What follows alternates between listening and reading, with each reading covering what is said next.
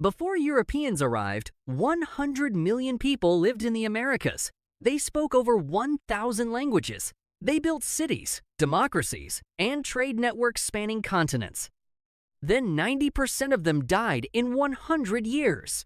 Here's what happened to every major Native American tribe and what they're doing today. The Cherokee Nation, originally from the southeastern United States, Georgia, North Carolina, Tennessee, and Alabama. Population before European contact, 50,000. The Cherokee developed their own written language in 1821, created by Sequoyah. They published newspapers, had a constitution, and operated schools. The U.S. government called them one of the 5 civilized tribes, which is condescending but shows they adapted to survive. Didn't matter. In 1838, President Andrew Jackson forced 16,000 Cherokee to walk 1,000 miles to Oklahoma in winter, the Trail of Tears. 4,000 died on the march. Today, the Cherokee Nation has 400,000 enrolled members, making it the largest tribe in America. Headquarters in Tahlequah, Oklahoma. They run businesses, hospitals, and universities. They survived genocide and became the biggest Native nation in the country. The Navajo Nation, Diné, Southwest, Arizona, New Mexico, Utah. The Navajo call themselves Diné, meaning the people. Current population, 400,000. The second largest tribe. They're also the largest reservation in America, 27,000 square miles, bigger than 10 U.S. states. The Navajo were shepherds, weavers, and silversmiths. In 1864, the U.S. Army forced 9,000 Navajo on the Long Walk, 450 miles to a camp in New Mexico where they were imprisoned for 4 years. Thousands died. They were eventually allowed to return to a fraction of their original land. During World War II, Navajo code talkers used their language to create an unbreakable military code. The Japanese never cracked it. The Navajo helped win the Pacific War using the same language the government tried to erase. Today, the Navajo Nation is semi-sovereign with its own government, laws, and police force. Tourism, mining, and energy production fund the nation, though poverty remains high. The Sioux Nation, Lakota, Dakota, Nakota, the Great Plains, Dakotas, Nebraska, Montana, Minnesota. The Sioux aren't one tribe. They're 3 divisions speaking related languages. Population before contact, 40,000. The Sioux were buffalo hunters, warriors, and horse masters. They fought the longest war against U.S. expansion, Red Cloud's War in the 1860s. The Sioux won. The U.S. signed a treaty giving the Black Hills to the Sioux forever. Then, gold was discovered in the Black Hills. The U.S. broke the treaty immediately. Custer's Last Stand, 1876. Lakota and Cheyenne warriors led by Sitting Bull and Crazy Horse wiped out Custer's 7th Cavalry. The U.S. responded with total war. Sitting Bull was killed by reservation police in 1890. 2 weeks later, the U.S. Army massacred 300 Lakota at Wounded Knee, mostly women and children. That ended the Indian Wars. Today, Sioux tribes live on several reservations in South Dakota and North Dakota. They've been fighting for the Black Hills in court since 1980. The Supreme Court said the land was stolen and awarded $102 million. The Sioux refused the money. They want the land back. The fund has grown to over $1 billion with interest. They still haven't taken it. The land isn't for sale. The Apache, Southwest, Arizona, New Mexico, Texas. Multiple Apache groups. Western Apache, Chiricahua, Mescalero, Jicarilla, Lipan. Population before contact, 15,000. The Apache were master guerrilla fighters who resisted Spanish, Mexican, and American control for 300 years. Geronimo, the most famous Apache warrior, surrendered in 1886 after evading 5,000 U.S. troops for years. He was imprisoned in Florida, then Alabama, then Oklahoma. He never returned to Arizona. He died in 1909 as a prisoner of war, still technically an enemy of the United States. Today, Apache tribes live on reservations in Arizona, New Mexico, and Oklahoma. The Mescalero Apache run the Inn of the Mountain Gods Resort. Fort Apache became a National Historic Park. Tourism keeps some communities alive, but poverty rates remain brutal. The Iroquois Confederacy, Haudenosaunee, Northeast, New York, Pennsylvania, Ontario, Quebec, 6 nations, Mohawk, Oneida, Onondaga, Cayuga, Seneca, Tuscarora. Population before contact, 20,000. The Iroquois formed a democratic confederacy around 1450, possibly earlier. They had a constitution called the Great Law of Peace. Representatives from each nation met to make decisions affecting all. Benjamin Franklin studied the Iroquois Confederacy when designing American democracy. The U.S. Constitution borrowed ideas from it: federalism, checks and balances, and women's influence on leadership.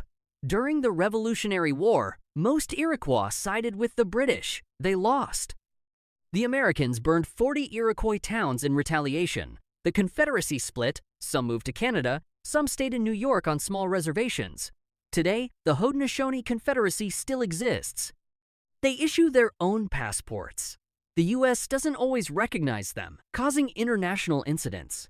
Iroquois lacrosse teams travel on Haudenosaunee passports anyway. Lacrosse, by the way, is an Iroquois invention. They've been playing it for over 1,000 years. The Choctaw Nation, Southeast Mississippi, Alabama, Louisiana. Population before contact, 30,000. The Choctaw were farmers growing corn, beans, and squash. They were the first tribe removed on the Trail of Tears in 1831, 3 years before the Cherokee. They walked to Oklahoma in winter. Thousands died. But here's a wild fact. In 1847, the Choctaw Nation, still recovering from their own genocide, heard about the Irish potato famine. They donated $170 to Irish famine relief. That's roughly $5,000 in today's money. People who had just been ethnically cleansed sent money to help starving Irish families. In 2020, the Irish donated millions to Navajo and Hopi COVID relief. They remembered. Today, the Choctaw Nation has 200,000 members. Headquarters in Durant, Oklahoma. They run casinos, manufacturing, and retail. They're one of the largest employers in Oklahoma. The Creek Nation, Muskogee, Southeast, Georgia, Alabama, Florida. Population before contact, 30,000. The Creek Confederacy was a union of multiple towns and tribes. They fought 2 wars against the United States, the Creek War of 1813 to 1814 and the First Seminole War. They lost both. In 1836, the Creek were forced to walk the Trail of Tears to Oklahoma. About 3,500 of 15,000 died on the march. Today, the Muskogee Creek Nation has 87,000 members in Oklahoma. In 2020, the Supreme Court ruled that much of eastern Oklahoma is still legally Creek territory because Congress never formally dissolved the reservation. This affected the criminal jurisdiction for millions of people. One Supreme Court case and half of Oklahoma technically became native land again. The Seminole, Florida, the only tribe never defeated by the U.S. military. The Seminole formed from Creek refugees, escaped enslaved people, and other tribes fleeing U.S. expansion. They hid in the Florida Everglades. The U.S. fought 3 wars trying to remove them. The Seminole Wars from 1817 to 1858. The Seminole used guerrilla tactics, knew the swamp terrain, and refused to surrender. The wars cost the U.S. $40 million and 1,500 soldiers. Most Seminole were eventually forced to Oklahoma, but a few hundred stayed hidden in the Everglades. The U.S. gave up. Those families never signed a peace treaty. Technically, they're still at war with the United States. Today, the Seminole Tribe of Florida has 4,000 members and runs hugely successful casinos and the Hard Rock Hotel and Casino brand. They bought Hard Rock International for $965 million in 2007. A tribe that the U.S. couldn't defeat now owns a global hospitality empire. The Pueblo peoples. Southwest, New Mexico, Arizona. Not one tribe, but multiple nations. Hopi, Zuni, Acoma, Taos, and 15+ others. Population before Spanish contact, 40,000. The Pueblo built multi-story adobe apartment complexes in the desert, some continuously occupied for over 1,000 years. The Taos Pueblo has been inhabited since 1000 AD. The Spanish conquered them in 1598 and forced Christianity on them. In 1680, the Pueblo launched the only successful native revolt against Europeans, the Pueblo Revolt. They drove the Spanish out of New Mexico for 12 years. The Spanish came back, but the Pueblo kept their religion and customs by hiding them. Today, 35,000 Pueblo people live in New Mexico and Arizona on 19 pueblos. Each pueblo is sovereign. Acoma Pueblo sits on a mesa 365 feet high. Sky City. Tourism, art, and agriculture sustain the communities. The Comanche. Great Plains, Texas, Oklahoma, New Mexico, Kansas. Population before contact, 20,000. The Comanche were the most powerful native nation in the 18th and 19th centuries. They controlled Comancheria, a territory the size of France covering most of Texas and parts of 5 other states. The Comanche were elite horse warriors who stopped Spanish expansion for 100 years and fought Mexico and the U.S. to a standstill for decades. They raided settlements across the Southwest and Mexico, controlling trade routes and terrorizing enemies. The Texas Rangers were created specifically to fight the Comanche. It took the U.S. Army 40 years to defeat them. The last free Comanche band surrendered in 1875. Today, the Comanche Nation has 17,000 members headquartered in Lawton, Oklahoma. They've gone from controlling an empire to a single reservation, but the nation survives. The Shoshone, Great Basin and Rocky Mountains, Idaho, Nevada, Utah, Wyoming. Population before contact, 10,000. The Shoshone lived in one of the harshest environments in North America, deserts and mountains with extreme temperatures. Sacagawea, the Shoshone woman who guided Lewis and Clark, is one of the most famous Native Americans in history. Without her, the expedition would probably fail. The Shoshone were divided into multiple bands. The Western Shoshone had a treaty guaranteeing them 60 million acres. The U.S. took the land for mining and nuclear testing. The government detonated over 1,000 nuclear bombs on Western Shoshone land without permission. The U.S. offered compensation. The Shoshone refused. They want the land back. Today, Shoshone tribes live on small reservations in Idaho, Nevada, and Wyoming. They're still fighting for their treaty lands in court. The Nez Perce, Pacific Northwest, Idaho, Oregon, Washington. Population before contact, 6,000. The Nez Perce were expert horse breeders who developed the Appaloosa horse breed. In 1877, the U.S. tried to force the Nez Perce onto a reservation 1/10 the size of their treaty lands. Chief Joseph led 750 Nez Perce, including 500 women, children, and elderly, on a 1,170-mile fighting retreat toward Canada. They outmaneuvered and defeated U.S. forces in multiple battles over 3 months. They got within 40 miles of the Canadian border before being surrounded. Chief Joseph surrendered with the famous words, "From where the sun now stands, I will fight no more forever." He spent the rest of his life trying to return to his homeland. He died on the Colville Reservation in Washington in 1904, never allowed to go home. Today, the Nez Perce tribe has 3,500 members in Idaho.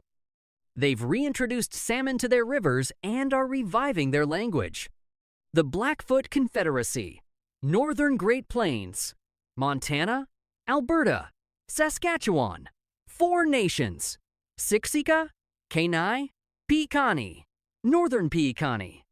Population before contact, 20,000. The Blackfoot controlled the Northern Great Plains and were fierce warriors who fought the Crow, Shoshone, and white settlers. Smallpox devastated them in the 1830s. A single epidemic killed 6,000, 2/3 of the population. The U.S. and Canada split Blackfoot territory at the border, dividing the Confederacy. Today, about 25,000 Blackfoot live on reservations in Montana and Alberta. They're working to restore buffalo herds to their land after the animals were hunted to near extinction in the 1880s. The Cheyenne, Great Plains, Montana, Oklahoma. Population before contact, 10,000. The Cheyenne were nomadic buffalo hunters allied with the Lakota Sioux. In 1864, U.S. Colonel John Chivington led a militia attack on a peaceful Cheyenne camp at Sand Creek, Colorado. They'd been promised protection by the U.S. Army. Chivington's men killed and mutilated 150 Cheyenne, mostly women and children. It's called the Sand Creek Massacre. Even by 19th century standards, it was considered an atrocity. A congressional investigation condemned it. Nothing happened to Chivington. The Cheyenne fought back, joining the Sioux to defeat Custer in 1876. After the wars, the Cheyenne were split into two tribes, Northern Cheyenne in Montana and Southern Cheyenne in Oklahoma. Today, about 20,000 Cheyenne live on reservations in both states. The Chickasaw Nation. Southeast, Mississippi, Alabama, Tennessee, Kentucky. Population before contact, 10,000. The Chickasaw were known as unconquered warriors. They never lost a battle to Europeans. They allied with the British, then the Americans. Didn't matter. They still got removed on the Trail of Tears in 1837. About 4,000 Chickasaw walked to Oklahoma. Today, the Chickasaw Nation has 70,000 members and runs one of the most economically successful tribal governments in America. They operate banks, medical centers, and businesses, generating billions. The governor of the Chickasaw Nation has more power in parts of Oklahoma than the state government. The Hopi, Arizona, the oldest continuously inhabited settlement in North America. Oroby Village was founded around 1100 AD and has been occupied for over 900 years. Population today, 18,000. The Hopi are farmers in the desert, growing corn through dry farming techniques passed down for centuries. They're surrounded by the Navajo Nation, which creates legal and land disputes.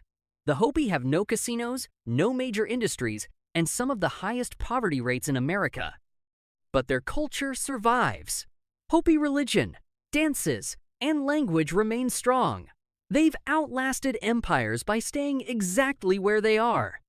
The Chippewa, Ojibwe, Great Lakes and Northern Plains, Michigan, Wisconsin, Minnesota, North Dakota, Ontario, Manitoba. Population before contact, 35,000. The Ojibwe are one of the largest tribes in North America. They controlled the Great Lakes wild rice harvest and fur trade. They fought the Sioux for control of Minnesota in the 18th century and pushed them onto the Great Plains. Today, about 170,000 Ojibwe live in the U.S. and Canada on multiple reservations. Some Ojibwe bands run successful casinos in Michigan, Wisconsin, and Minnesota. The Pawnee, Great Plains, Nebraska, Kansas. Population before contact, 12,000. The Pawnee were semi-nomadic farmers and buffalo hunters. They scouted for the U.S. Army against other tribes, especially the Sioux and Cheyenne. This made them enemies of most Plains tribes. Diseases and warfare reduced their population to 600 by 1900. They were forced to Oklahoma. Today, the Pawnee Nation has 3,200 members. They've revived traditional Pawnee songs, dances, and the Pawnee language through cultural programs. The Lumbee, North Carolina. Population, 55,000, making them one of the largest tribes east of the Mississippi. Here's the strange part. The Lumbee aren't federally recognized as a tribe. They've been trying since 1888. Congress has acknowledged them but won't grant full recognition, which means no federal benefits, no reservation, no tribal sovereignty. The Lumbee descend from multiple tribes who intermarried with freed black people and white settlers in the 1700s. In 1958, the Ku Klux Klan tried to hold a rally in Lumbee territory. The Lumbee shot up the rally and chased the Klan out of the county. The FBI called it the Battle of Hayes Pond. The Klan never came back. Today, the Lumbee are still fighting for federal recognition. They've survived 400 years without it, but they want what they're owed. Here's the reality. There are 574 federally recognized tribes in the United States. We covered about 20. There are hundreds more. the Pequot, Mohegan, Potawatomi, Osage, Shawnee, Arapaho, Ute, Paiute, Chinook, Yakima, Spokane, Coeur d'Alene, Tlingit, Haida, and on and on. Each has its own history, language, and culture. Each faced genocide. Each survived. Before 1492, there were 100 million indigenous people in the Americas.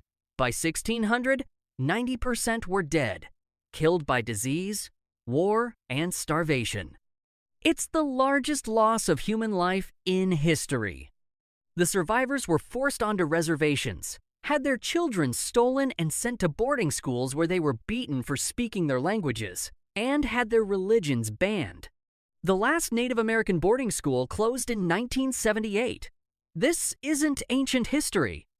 Today, 9.7 million Native Americans live in the United States.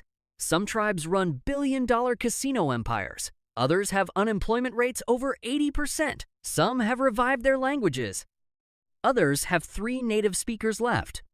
Tribes are sovereign nations with their own governments, but they're still subject to federal law in confusing, contradictory ways that even lawyers don't fully understand. They survived 500 years of apocalypse. They're still here. The languages, the cultures, the governments, the people, still alive, still fighting, still existing on land they've lived on for 15,000 years. Which tribe's story surprised you most? Comment below. Next video. Every U.S. president ranked. Some expanded native rights. Most destroyed them. Subscribe to find out who's who. The first Americans are still here. That's the most important fact of all.